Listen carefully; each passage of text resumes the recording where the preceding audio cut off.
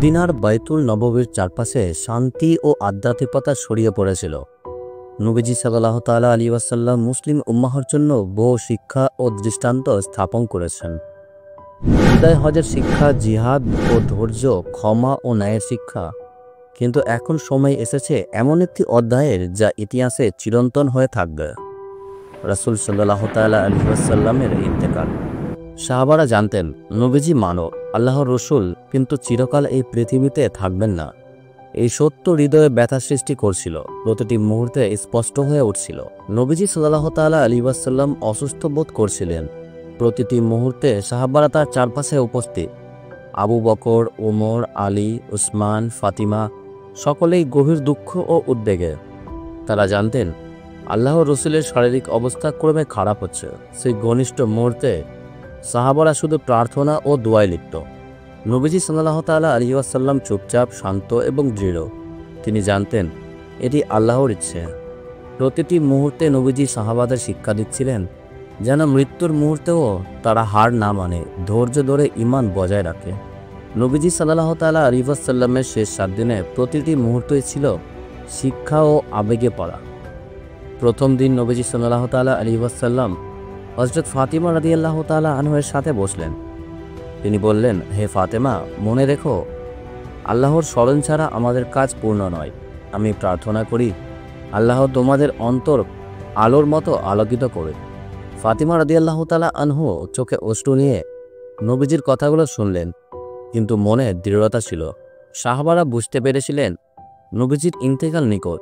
আবু বকর রাদিয়াল্লাহু তাআলা আনহু সাহাবাদের দিকে তাকিয়ে বললেন, ধৈর্য ধরো, নবীজি আমাদের জন্য আল্লাহর শিক্ষা রেখে গেছেন, আমাদের দায়িত্ব হলো তা অনুসরণ করা। দ্বিতীয় দিনই নবীজি ধীরে ধীরে শারীরিকভাবে দুর্বল হচ্ছিলেন। প্রতিটি শ্বাসে তিনি সাহাবাদের প্রতি দয়া ও শিক্ষা প্রকাশ করছিলেন। তিনি বললেন, আল্লাহ আমার উম্মাহকে মাফ করো, তাদের অন্তর আলোর দ্বারা পূর্ণ করো, তাদের ধৈর্য ও ন্যায়ের পথে প্রদর্শন করো। তৃতীয় দিন নবীজি ফাতিমা এবং আলী রাদিয়াল্লাহু তাআলা আনহুকে ডেকে বললেন, আমার অনুপস্থিতিতে তোমরা একে অপরকে সমর্থন দাও, আল্লাহর পথে ধৈর্য ও ন্যায় মেনে চলো। সাহাবারা চুপচাপ, হৃদয়ে গভীর আবেগ। চতুর্থ দিন নবীজি রোগাক্রান্ত বোধ করছিলেন, কিন্তু সাহাবাদের সঙ্গে আধ্যাত্মিক আলো ছড়াচ্ছিলেন। তিনি সাহাবাদেরকে তাকিয়ে বললেন, ভয় পেও না, আমি তোমাদের সঙ্গে আছি, আল্লাহর দৃষ্টি তোমাদের সঙ্গে থাকবে। এই সময় এমন এক অলৌকিক ও রুহানি ঘটনা ঘটে যা ইসলামের ইতিহাসে শ্রদ্ধার সঙ্গে বর্ণিত। একদিন নবীজি সাল্লাল্লাহু তাআলা আলাইহি ওয়াসাল্লাম বিশ্রাম নিচ্ছিলেন। আল্লাহ তাআলা মালাকুল মউতকে আদেশ দিলেন, আমার প্রিয় নবীর রূহ কবজ করার সময় এসেছে। মালাকুল মউত মদিনায় এসে নবীজি সাল্লাল্লাহু তাআলা আলাইহি ওয়াসাল্লামের ঘরে প্রবেশ করতে চাইলেন, কিন্তু দেখলেন নবীজি ঘুমাচ্ছেন। তিনার মুখমণ্ডল শান্ত, প্রশান্তি ও নূরের আলোয় ভরা। মালাকুল মউত তখন ভাবলেন, এ সেই ব্যক্তি যার জন্য আকাশ ও জমিন সৃষ্টি হয়েছে, আমি কিভাবে তার অনুমতি ছাড়া প্রবেশ করব?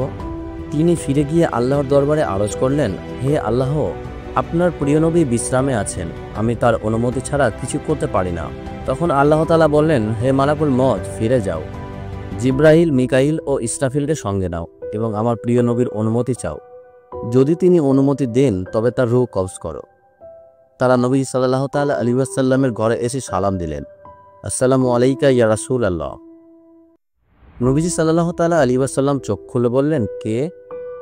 মালাকুল মউত বিনীতভাবে বললেন, হে আল্লাহর রসুল, আমি মালাকুল মউত, আমি আপনার রূহ কবজ করার জন্য এসেছি। আল্লাহ আমাকে আদেশ দিয়েছেন যে আপনার অনুমতি ছাড়া কিছুই করব না। নবীজি শান্ত কণ্ঠে বললেন, যদি এটি আল্লাহর ইচ্ছে হয় তবে স্বাগত। এই কথা বলার পর মালাকুল মউত অশ্রু সজল চোখে নবীজির দিকে তাকালেন এবং শ্রদ্ধা ও ভালোবাসার নিদর্শন হিসেবে নবীজির পায়ে চুমু দিলেন। তারপর নীরবে শান্তভাবে তিনার রূহ কবজ করলেন।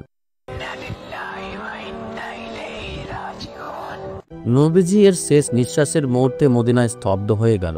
প্রতিটি মুসলিম কেবল চোখের পানি মুছছিল না, অন্তরে গভীর শোক অনুভব করছিল। আবু বকর রাদিয়াল্লাহু তাআলা আনহু দাঁড়িয়ে বললেন, যে ব্যক্তি আল্লাহর ওপর ভরসা রাখে সে কখনো হারবে না। নবীজি আমাদের জন্য আল্লাহর শিক্ষা রেখে গেছেন। সাহাবারা নবীজির জন্য দোয়া পাক করলে, তাকে সম্মান জানালেন। প্রতিটি মুহূর্ত তারা বুঝতে পারল নবীজি সাল্লাল্লাহু তাআলা আলাইহি ওয়াসাল্লামের অনুপস্থিতি শারীরিক হলেও শিক্ষা, দৃষ্টান্ত ও দয়া চিরকাল থাকবে। নবীজি সাল্লাল্লাহু তাআলা আলাইহি ওয়াসাল্লামের ইন্তেকাল শুধু শারীরিক সমাপ্তি নয়, এটি ইসলামের ইতিহাসের এক অধ্যায়ের সমাপ্তি এবং নবীজির শিক্ষা, দৃষ্টান্ত, দয়া ও মানবিকতার চিরন্তন প্রদর্শন। প্রতিটি মুহূর্ত, প্রতিটি পদক্ষেপ এবং প্রতিটি দোয়া মুসলিমদের জন্য চিরন্তন পাঠ হয়ে রইল। নবীজির শিক্ষা আজও চিরন্তন। মুসলিম উম্মাহকে তিনি দেখিয়েছেন ধৈর্য, ক্ষমা, ন্যায় এবং দয়া, আল্লাহর স্মরণ প্রতিটি পদক্ষেপে অপরিহার্য। সাহাবারা বুঝতে পারল বিজয় শুধুমাত্র অস্ত্রের নয়, অন্তরের বিজয়ও চিরন্তন। মদিনার মানুষ নবীজি সাল্লাল্লাহু তাআলা আলাইহি ওয়াসাল্লামের অনুপস্থিতি অনুভব করল, কিন্তু তিনার শিক্ষা, দৃষ্টান্তকে অনুসরণের অঙ্গীকার করল। প্রতিটি মুহূর্তে আবু বকর রাদিয়াল্লাহু তাআলা আনহু, ওমর, আলী এবং অন্যান্য সাহাবারা নবীজির শিক্ষা অনুসরণের দৃঢ় প্রতিজ্ঞা করলেন। নবীজির ইন্তেকালের পর মুসলিম উম্মাহতে গভীর শোক নেমে এলো। প্রতিটি গলিতে, প্রতিটি ঘরে, প্রতিটি হৃদয়ে এক ধরনের শূন্যতা। কিন্তু সেই শূন্যতাই নবীজির শিক্ষা, দয়া এবং দৃষ্টান্ত একটি আলোকবর্তিকা হয়ে দাঁড়ালো। সাহাবারা জানতো জীবনের প্রতিটি পদক্ষেপে নবীজির দেখানো পথ অনুসরণ করতে হবে।